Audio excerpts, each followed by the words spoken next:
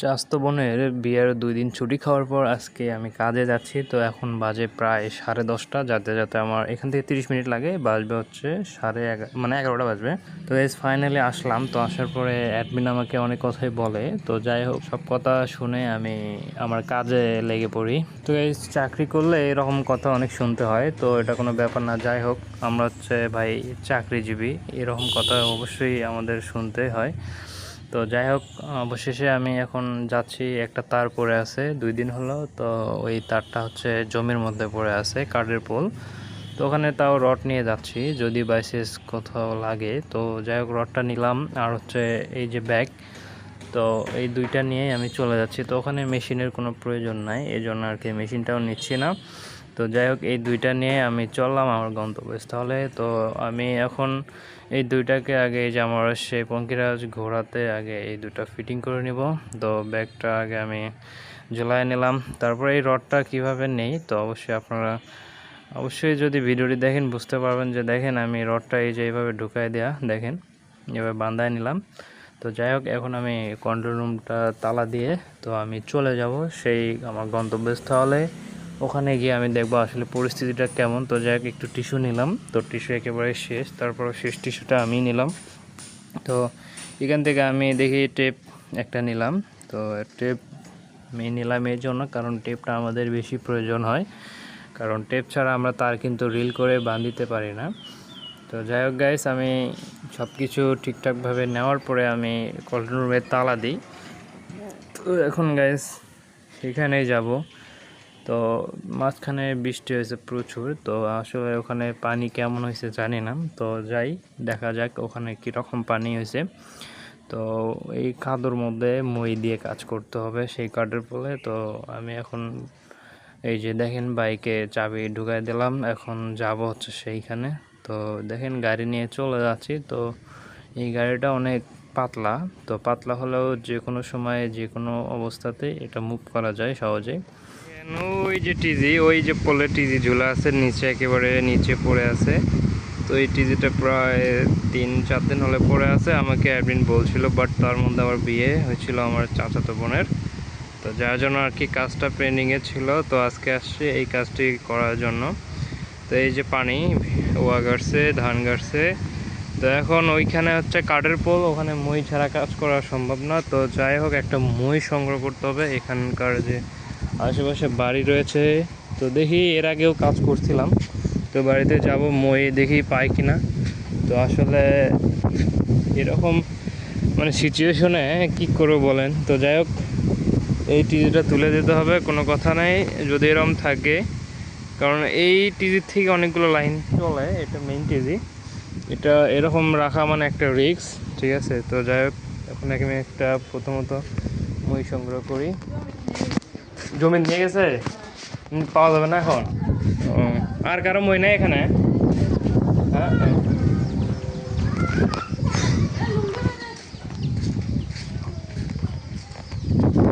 এই বাড়িতে কি মই আছে?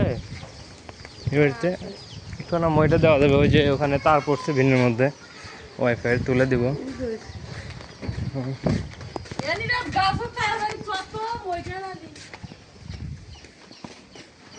কই আছে মইটা? ওই ওইটা ওই যে ওখানে তার পড়ছে, তো ওই তারটা না তুলে দেবো ওয়াইফাই দিয়ে। ও আচ্ছা আচ্ছা ঠিক আছে, আমরা কাছে চলবে।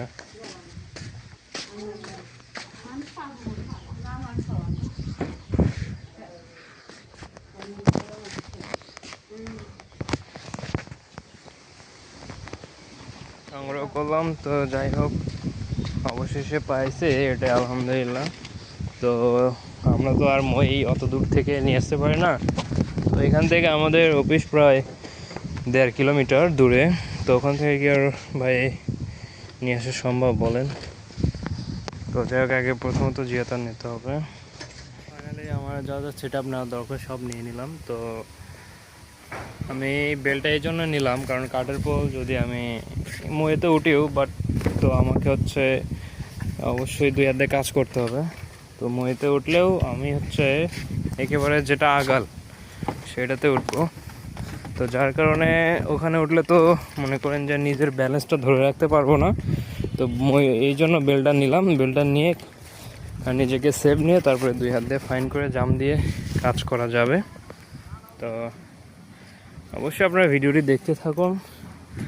তো এই ভিডিওগুলো দেখলে অবশ্যই আপনারা টেকনিশিয়ানদের লাইফ কেমন হয় বা যারা নতুন টেকনিশিয়ান হতে যাচ্ছে তাদের একটা ভালো অভিজ্ঞতা অর্জন করতে পারবা। তো ভালো থাকবেন সবাই, দেখতে থাকুন ভিডিওটি। অবশ্যই আপনারা পেজটিকে ফলো দিয়ে পাশে থাকবেন, একটা লাইক দিতে বলবেন না, শেয়ার করতে বলবেন না। তো গাইস, আমি আপনাদের জন্য একটা ইউটিউব চ্যানেল খুলেছি। তো ইউটিউবে গিয়ে আপনার এই মন্ত্র লিখে সার্চ দেবেন। তো দেওয়ার পরে এরকম একটা আইকন দেখে এই চ্যানেলে ঢুকবেন। ঢোকার পরে দেখবেন এখানে অনেকগুলো ভিডিও রয়েছে। তো আপনাদের প্রয়োজনীয় ভিডিওগুলো এখান থেকে দেখে আপনাদের প্রবলেমগুলো সলভ করে নেবেন। তো এখানে প্লে লিস্ট আছে।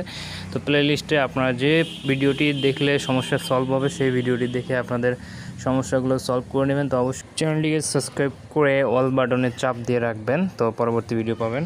তো গাইস দেখেন, এই যে এখন পানি কমছে, অনেকটা পানি কমছে। এর আগে মানে যখন আরও বৃষ্টি হয়েছিল মানে তখন এগুলো একেবারে ডুবে যাচ্ছিলো। তো দেখেন মাছও কিন্তু প্রচুর পরিমাণে। তো এগুলো সব দারকে মাছ। তো ভাই পানি কিন্তু এখন অনেকটাই কমছে, কিন্তু কাদা কিন্তু লেগে আছে।